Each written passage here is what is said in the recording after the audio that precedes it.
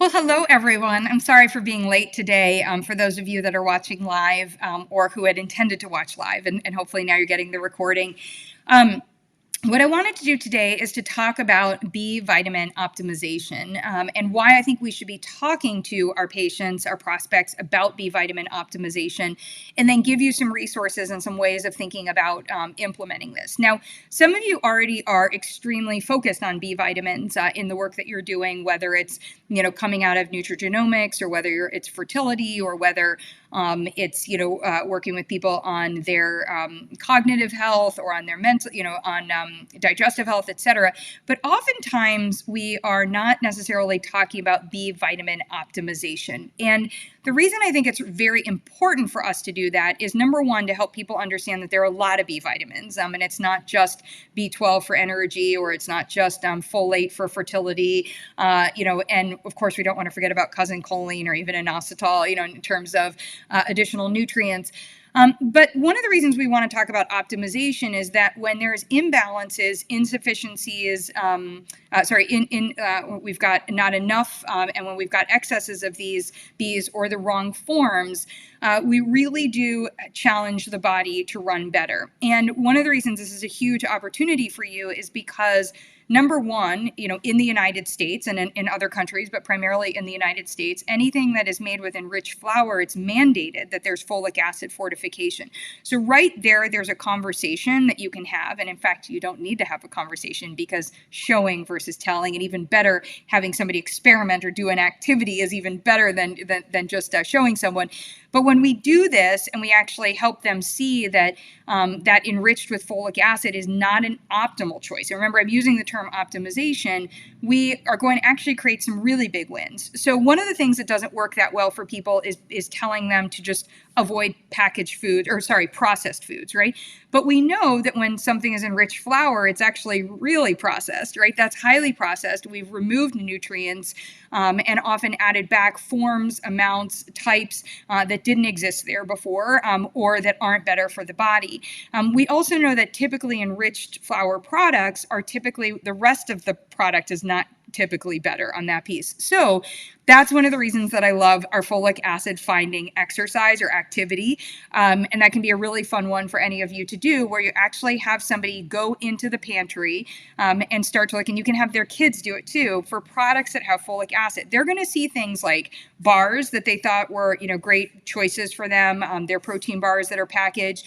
They're going to see, everything from mac and cheese to different pasta, ready, easy to packaged, ready to make, like ramens, and some of these others, cereals, but they're also going to see it in protein powders, in their supplements, and that's going to help you start to evaluate and have a conversation about how could we now optimize. And with that one, then you can get into the conversation about folate being what's found in nature. The reason folic acid is used is that it's shelf stable and it survives, but it isn't actually the same form, and the body has to convert it into something, and that isn't easier for all of us.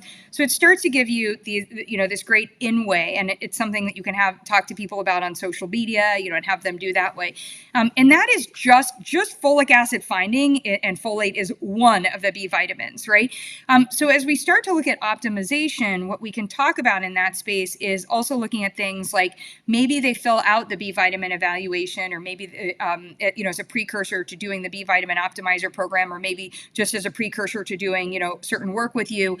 Maybe they've had labs drawn as well, and you're actually looking at that combination.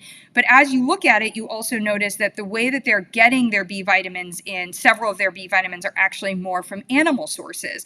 So you can actually have a conversation about, hey, it's the animals are eating plants in order to get these B vitamins in there, while you can meet your needs that way when you get it from these plant sources. Which could we create some more variety? Could we get B2, B3, et cetera, in a greater variety, and not just look at the animal sources? And that's a great opportunity to help somebody get in, more fiber and more antioxidants on that piece. And then speaking of, some of you may be working with people who are plant exclusive, plant monogamous, or they're just following a plant plant-based diet, but there have been so concerned, because of the media out there saying like, oh, well, if I'm vegan, I have to take a B12 supplement. Well, B12 supplement potentially, but also the right quality B12 supplement. And then the second thing, and making sure what's better for your digestion and is actually going to be used. But then the second part to that with the bees on that piece is then having conversations about things like nutritional yeast. If it's been recommended and they think that they're meeting their needs there, most nutritional yeast is actually highly fortified. And so then you can have that question, is the fortification better, or would it be better, more optimal for me to be able to get my B vitamin sources from food, and when I can't get it from food, to be able to supplement with a better supplemental source? So what this does in B vitamin optimization, which is what we're talking about, is it really allows you to compete, you the practitioner, to compete with the other entities that are out there that are just saying, if you're this, if you've got, I love, my favorite is if you've got MTHFR. Come on. If you have SNPs and MTHFR, and we know this, and you need a different type of folate, okay, then let's look at that. But for everyone, we could probably benefit from upgrading our products that we consume often that have have folic acid. And here's how we can go ahead and do that.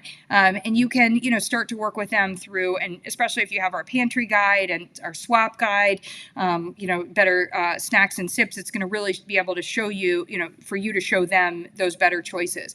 So at BNP, the B stands for optimizing B vitamins. It doesn't actually. We stands for better, not perfect. But for today's purpose, what we want to talk about is how do we optimize B vitamins? And we have a variety of tools for you, as I was mentioning. Something you can just do on your own that's free that we're gifting to you is start having them do the folic acid pantry activity, folic acid finding, and go look for that.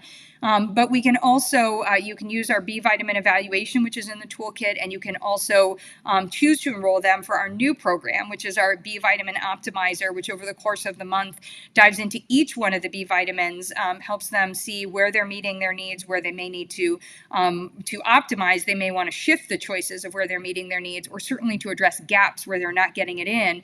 And that might also help you by being able to show them why you're recommending a supplement in the here and now, but also how over time they may not need that supplement if they're able to make certain food choices.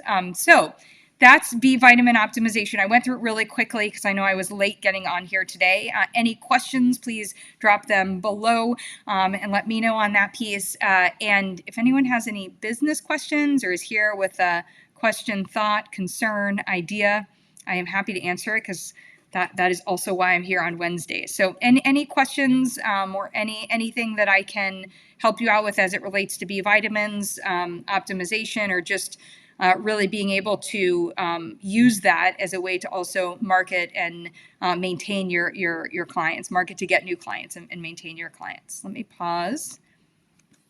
And we did get some people joining, even though I was late. Again, apologies to those that showed up on time and I wasn't here. Okay. So no questions. So then what I will say is it's a beautiful, beautiful day. So I'm going to get myself outside. And if any questions do come up, or if you have any needs related to your business, certainly if you're in our membership, we're meeting, we met yesterday and we meet every other week on that piece.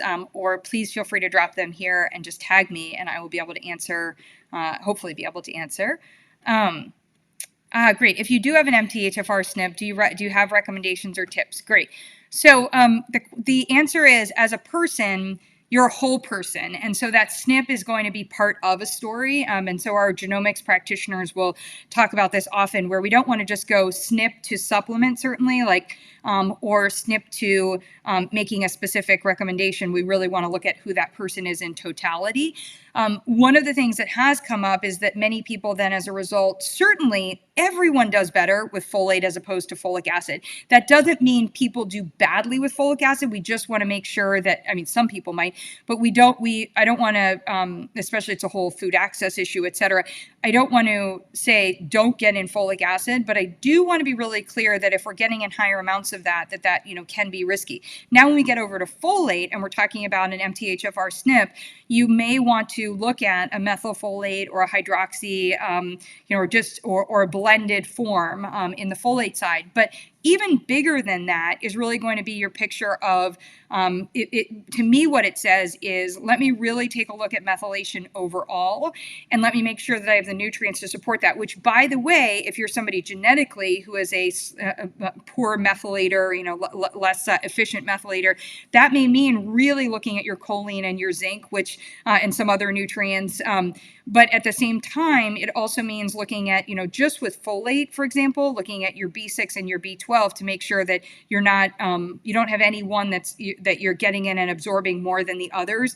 And that you can tell also if somebody has elevated homocysteine or the presence of, of homocysteine on that piece. So I would look at that. I would certainly look at, macrocytic anemia and some of these others.